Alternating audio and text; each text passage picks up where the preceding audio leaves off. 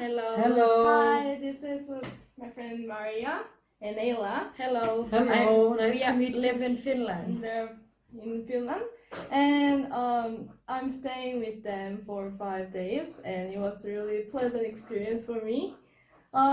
So please tell me about Finland. Finland has beautiful nature, and I really enjoyed it. So, can you tell me little facts about Finland?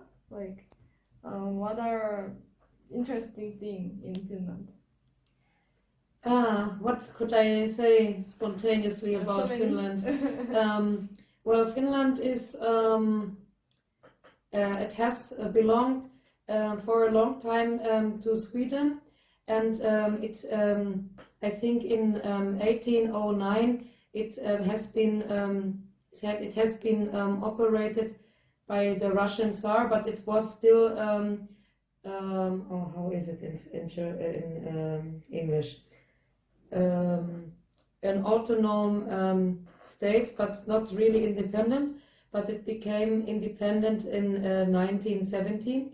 So 2 years ago, the Finns celebrated 100 years of independence, and it was well, the whole year was a celebration because it was 100 years of independence.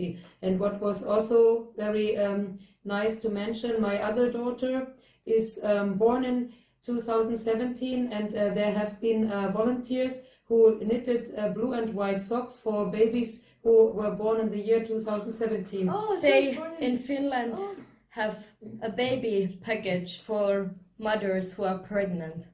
It's like a big package of clothes for babies and cream and healthy stuff for the baby that they can even sleep in the box. So Yeah. if a baby is born, then the government give you like presents? Yes, it's Yeah. like a That's amazing. huge box, cardboard box, and there are different clothes for the baby. And then different years, they're like different. No They're wonder, not always the same. no wonder there are so many babies out there. I mean, like every street, every bus, like I'm seeing baby, like moms going with the babies together. Like I see babies all everywhere, and I think Finland is one of the country that can like raise baby without many worries.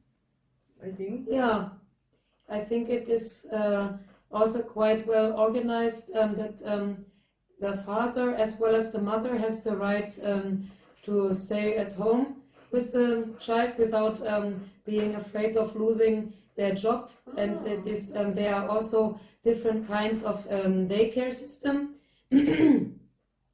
For example, my profession is a family daycare provider, and I who comes to the family's own homes.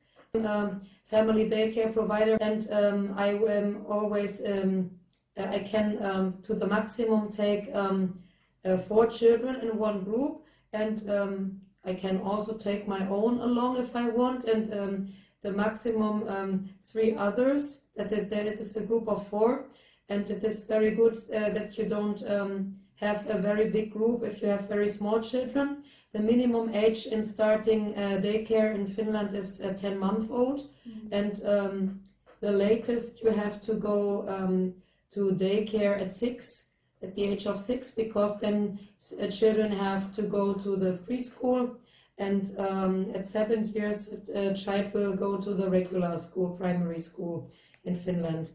And besides family daycare providing, there's of course also these traditional kindergartens with bigger groups. And what is also very interesting to say is that there are also kindergartens for shift workers that are also open at night and on weekends. If you are, for example... Even during weekend? Wow, that's amazing. I am not doing on weekend, but it is possible if you are... for example, a waitress or a policeman or someone who works in the shop at night, and you have children, that you have the possibility to have daycare for the child in the kindergarten that is open also on weekend or on At night. night times. This is like heaven for mothers, you know? Mm. Because like in Korea, these days, not many young people, they don't want to give birth to the babies because it's too hard to raise them. it takes too much money and the environment is not very well. For example, like the working moms always have to worry about their children. Yeah. But I guess like in Finland, the system for daycare system of baby is very great. Yeah, I think the same. This is really amazing. And I also been to the sea fortress. And what was the name of the island? Suomenlinna. Suomenlinna. The name is always hard to remember. Suomenlinna. Sea fortress was also amazing. And then the outdoor museum, open air museum in Seurasaari was also very beautiful. I really loved how like the trees are really big and the forest, the nature. I really enjoy the nature in Finland. Yeah. And the Helsinki Zoo as well. Yeah, that is in Helsinki. It is of course the capital city of Finland, but although it is the capital city and big city, you have also plenty of nature. There are many beaches in Helsinki where you can go swimming when it's warm, and there are also forests in midst of the city and nice green areas and parks. So you have also nature, although you are in the biggest city of Finland. And I also loved all the beautiful libraries. Yeah, And- that's great. And since even though it's summer right now, it seems like the weather is not that hot. Like I need to wear a jacket even during my summer. It was interesting. It doesn't really get hot during summer. It can be hot in Finland also in summer, but of course, if you expect temperatures like steadily 30 degrees or 35, then of course the Finnish summer can be a disappointment for you. But there can be some days that are hotter, 30 degrees or even 35, but very seldom and not steadily. I think the average temperature is something like 20 in summer, or can be less than 20. Emma, tulitko kotiin? And then, Kulta valmis. so after this video, we're going to cook this Eila. With onions. And this was very interesting because this green onion has onions and green onions all together in one plant. It's so funny. Okay, maybe the last question. Why do you think learning English is so important? Why do you think learning English is important? Yeah, for example, of course we would love to speak more and better Korean, but as long as we don't speak it fluently, it is a very good manner to communicate with Koreans that come to visit us here, or also with other foreigners who come to visit us and want to know something about Finland. How did you grow interest in Korea? Like, how did you start learning Koreans and get interested in it? I think you can start in telling, because I think you started to learn Korean first. And She first. Yeah. Oh.